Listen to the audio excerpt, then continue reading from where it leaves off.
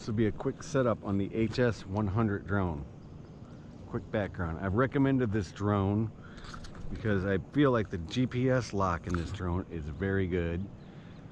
Now, what happened to mine was the phone or the camera failed, and I believe, from what I could tell, that the Wi-Fi and all that stuff is in the camera, but the drone is actually flown by the handheld transmitter. So I'm going to show you that you can fly it without a phone, and just kind of how to get it up into the air. And the third thing is a hand catch, because if this thing is not calibrated just right, when it takes off, it's going to do this number. Instead of just hovering in place, it can do this number. And once it's in that mode, landing it can be very difficult. It'll want to skip across the ground,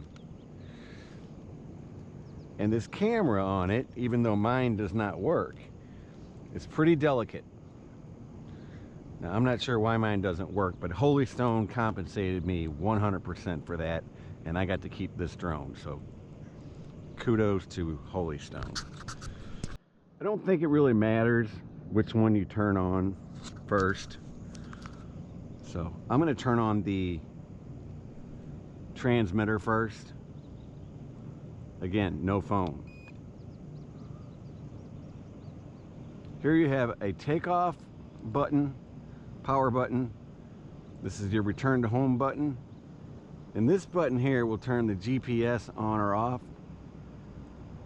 And if you hold it, touch and hold it, which I don't recommend, it'll go into a headless mode. So I'm going to turn on the drone.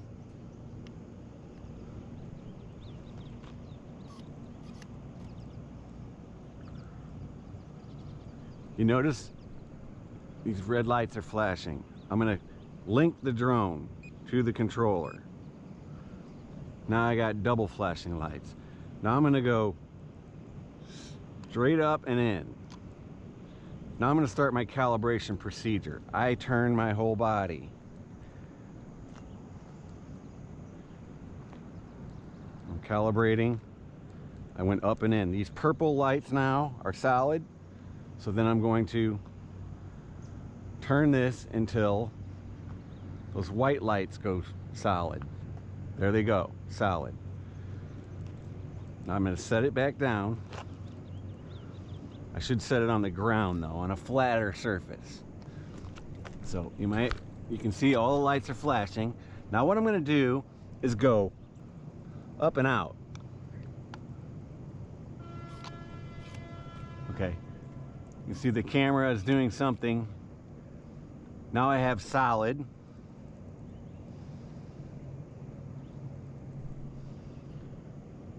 Everything is solid, which tells me I have a GPS lock.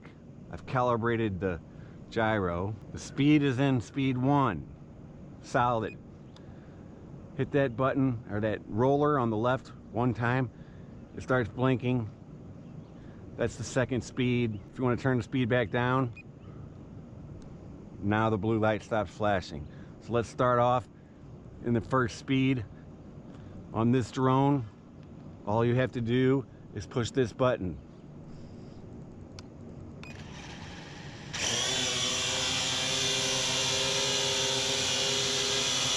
Now it's in a hover. And it's pretty stable. I'm going to fly it out a little bit, and then I'm going to fly up.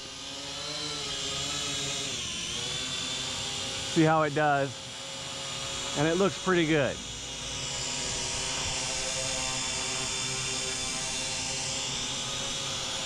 Although it is doing that toilet bowl effect a little bit. I'm going to fly it off.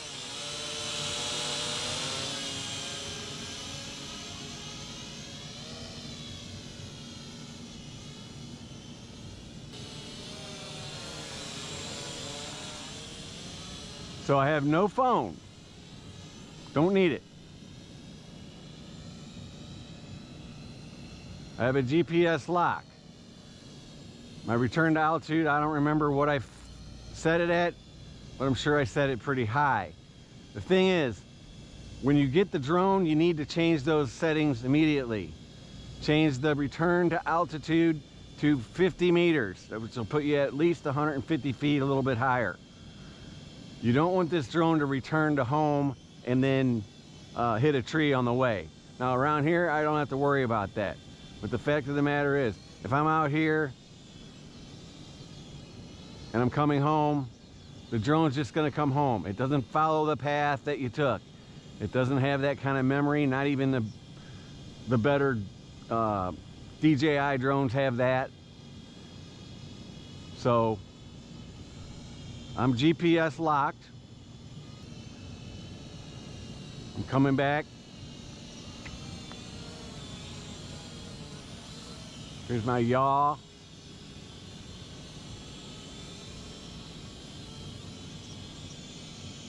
Backwards. Forwards.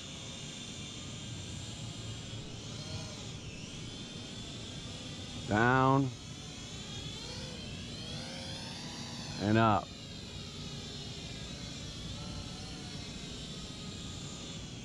So I'm going to take it down range.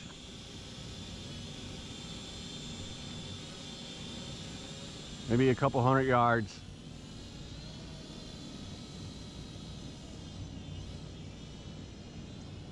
Again, no phone. Now, what it does when I hit return to home, and most drones work like this, almost all of them, they're going to go straight up to their altitude that's set. In this case, I don't remember what it is, but it's more than 30 meters or 25, which is the default. So let me hit the return to home. Now it is in the return to home mode. You can see it goes up.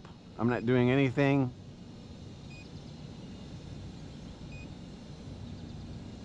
It's going up pretty high. I must have had it set high. I don't remember, but you have to set this in the app. If your Wi-Fi fails before you get a chance to set this, then you need to take the drone back. I had this drone for quite a while before that happened. See, it went way up there. I must have had it set at like 300 feet. Either way, it's way up there. Here it comes. Now I'm not doing anything with this controller. I can set this controller on the ground, but I am going to stop it right before it hits the ground so I can demonstrate this hand catch technique.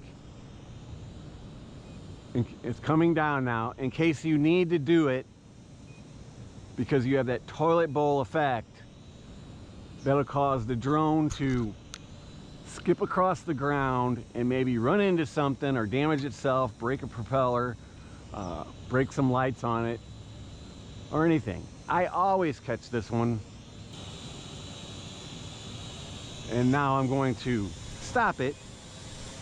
Well, let me go ahead and just see if it will land by itself. Let's watch it. Okay.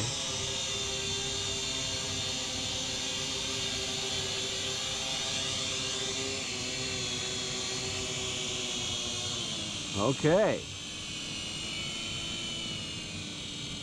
It did itself a nice landing. So I'm going to put it out of that. I'm going to put it back in the launch mode.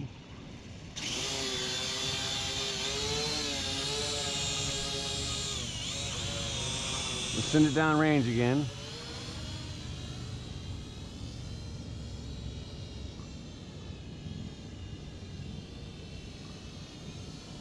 I got it in like the second speed.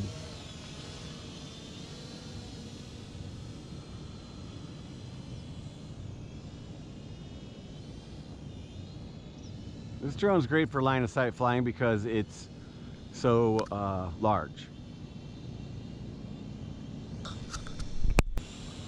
Fly around this pole.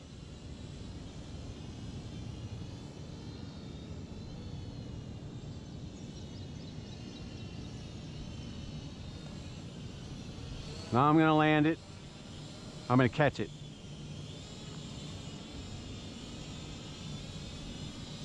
Bring it down here. I'm gonna bring it down to a hover.